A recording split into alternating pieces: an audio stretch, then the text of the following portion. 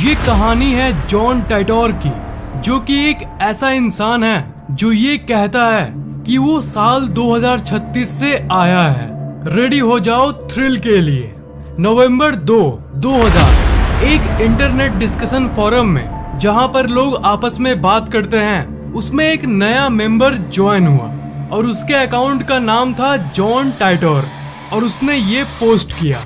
Hello दोस्तों, मैं एक टाइम ट्रेवलर यानी समय यात्री हूँ और मैं साल 2036 से आया हूँ। साल 1975 में गया था एक IBM 5100 कंप्यूटर लेने, क्योंकि साल 2036 में हमारे टीम को उसकी जरूरत थी। और 1975 से 2036 वापस जाते समय मैं बीच में साल 2000 में रुक गया हूँ, क्योंकि मुझे देखना है कि पास्ट कैसा था और Y2K नाम की एक कंप्यूटर प्रॉब्लम को भी मुझे देखना था। इस मैसेज ने पूरी इंटरनेट को हिला कर रख दिया था, पर ज्यादातर लोग तो यही मानते थे कि ये कोई फेक प्रोफाइल वाला आदमी है जो सिर्फ पब्लिसिटी और फेमस होने के लिए ऐसा कर रहा है। ज्यादातर लोगों ने तो इसे सीरियसली नहीं लिया।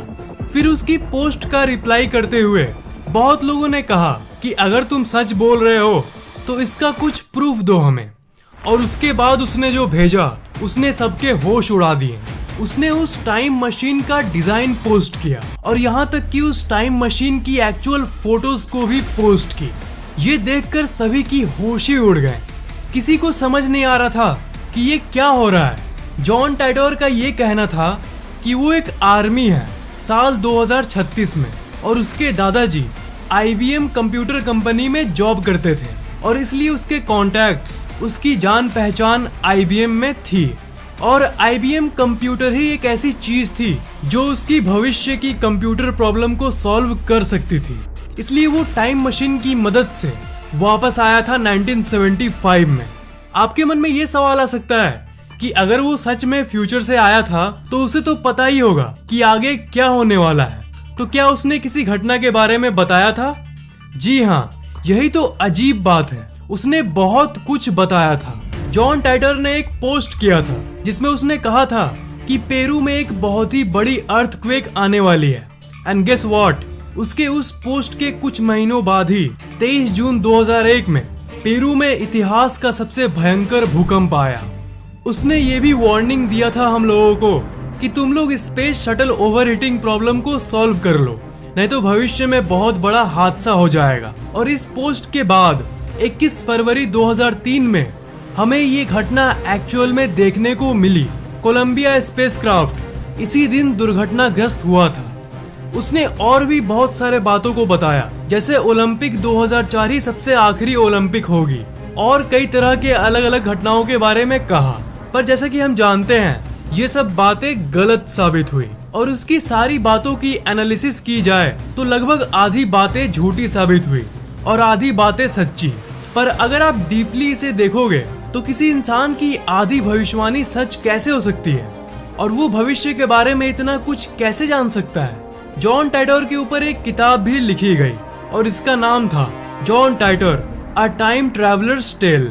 मार्च 2001 को जॉन टाइटोर ने अपना आखिरी पोस्ट किया। मतलब इस डेट के बाद उस अकाउंट से आज तक कोई पोस्ट नहीं हुई और एक रहस्य बन के वो हमेशा के लिए गायब हो गया। A man in a plane.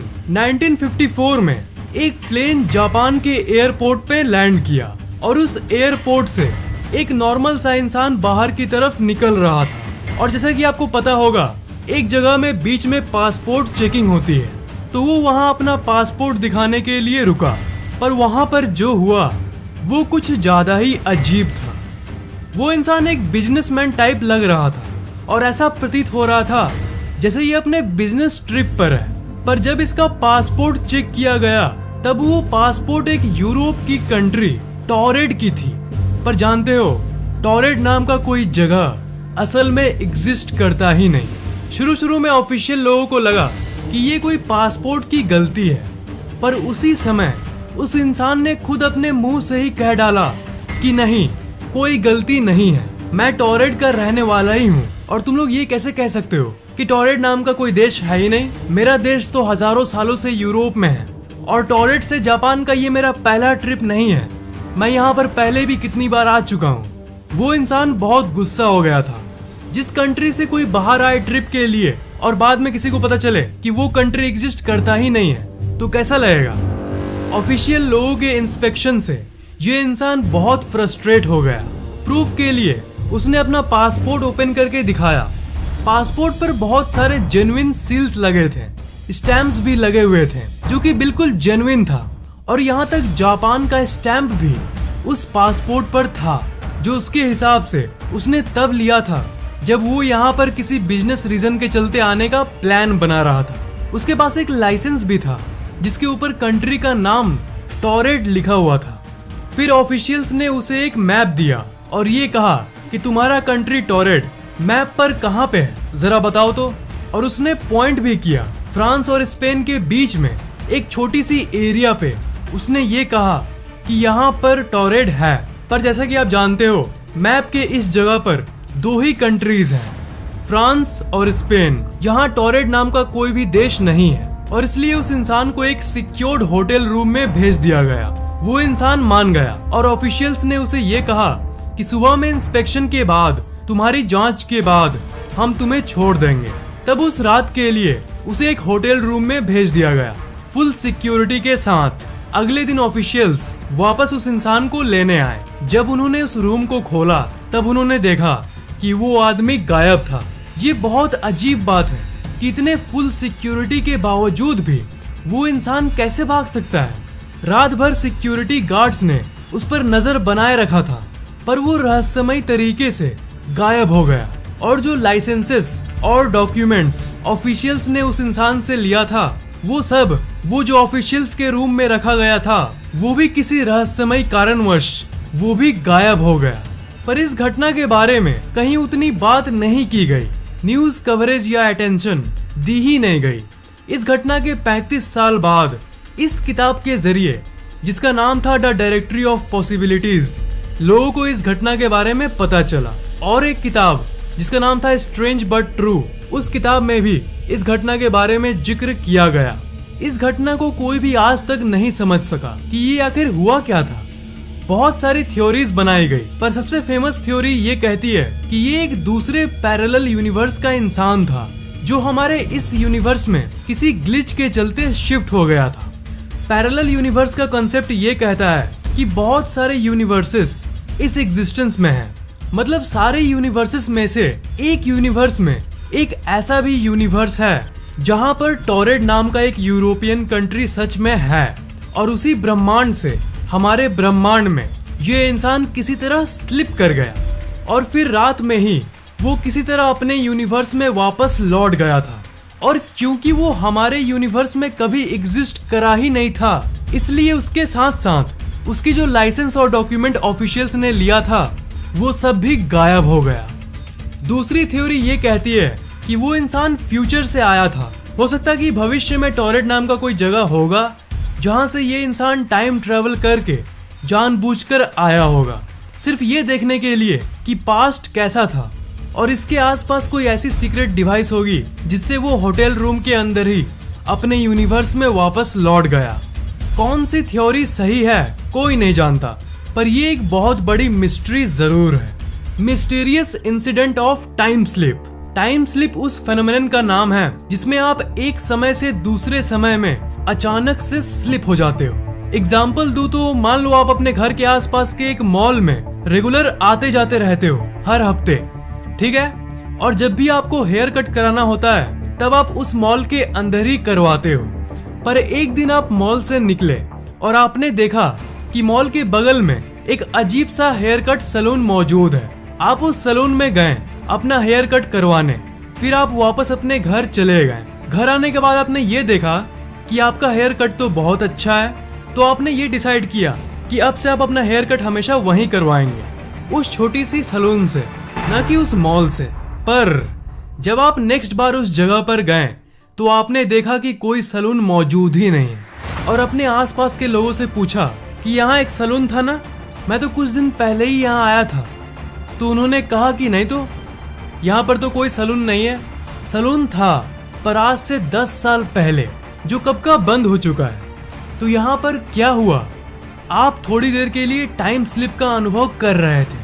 मतलब 10 साल पहले वाला टाइम आप थोड़ी देर के लिए अनुभव कर पा रहे थे और 10 साल पहले वाले सैलून में आप अपना हेयर कट करवाए थे। हालांकि विज्ञान नहीं जानता कि टाइम स्लिप सच में होती है या नहीं, पर बहुत सारे लोगों ने अनुभव जरूर किया है। 2006 में सेन नाम का एक चोर लिवरपूल इंग्लैंड की एक दुकान से चोरी करके भाग रहा था और सिक्योरिटी गार्ड उसे पकड़ने की कोशिश कर रहे थे। भागते भागते अचानक से सेन की चेस्ट पर दर्द हुआ और वो बेहोशी फील करने लगा, पर उसने अपने आप को संभाल लिया। पर नीचे झुके हुए पोज से जब उसने अपना मुंह ऊपर उठाया आगे भागने के लिए, तब उसने ये देखा कि सब कुछ बदल गया है। सिक्योरिटी गार्ड गायब है और आसपास के घर और रोड पूरे तरीके से बदल गए हैं और लोग भी अजीब पुराने जमाने के ड्रेस पहने हुए हैं। फिर उसने दौड़ के एक न्यूज़पेपर की शॉप पर डेट देखा और उसने देखा कि ये 1967 है। मतलब 2006 से 1967, मतलब वो 39 इयर्स समय में पीछे आ गया था। जो गार्ड उसका पीछा कर रहा था उसने ये बताया कि रोड के बीच में ही वो इंसान अचानक से गायब हो गया था जब वो उसका पीछा कर रहा था। ऐसे घटनाएं बहुत लोगों ने अनुभव किया है। तो थ्योरी ये कहती है कि वो साल 2006 से टाइम स्लिप के चलते ही 1967 में गलती से चला गया था, पर लकीली वो वहां 1967 में बेहोश हो गया था। लकीली इसलिए कहा क्योंकि जब उसको होश आया तब वो वापस 2006 में ही था। वो सिक्योरिटी गार्ड और सेन दोनों कंफ्यूज थे कि आखिर उन लोगों के साथ हुआ क्या। ये कहानियां सच है कि नहीं ये तो कोई नहीं जानता और कोई इसे कंफर्म नहीं कर पाया है, पर लोग दावा आज भी करते आए हैं। क्या आपको टाइम में पीछे और आगे जाने वाले सच्चे अनुभवों और घटनाओं के बारे में और सुनना है? इस वीडियो का एक और पार्ट लाऊं? नीचे कमेंट जरूर करना और इस वीडियो को लाइक करना बिल्कुल भी मत भूलना और शेयर जरूर कर देना। और अभी तक सब्सक्राइब नहीं किए हो तो सब्सक्राइब जरूर कर लेना और बेल आइकन को तो भूलना ही मत, उसे जरूर दबा देना।